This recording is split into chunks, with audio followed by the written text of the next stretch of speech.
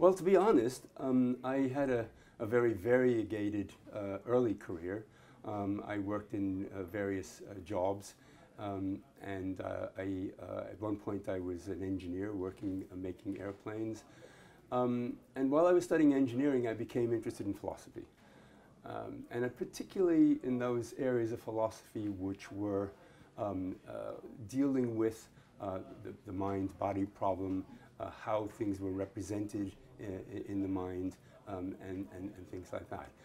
And I began to think that it was just possible that if we understood more about the brain, we would be able to understand some of the problems which people had been dealing with for centuries and millennia. So I set out on a course where I decided it would be great to study the brain. In those days, there wasn't anything called neuroscience. There were several people studying the brain, but it wasn't a very developed subject. So I went back to university full-time and ended up doing psychology because it was one of the few areas where you could study the brain.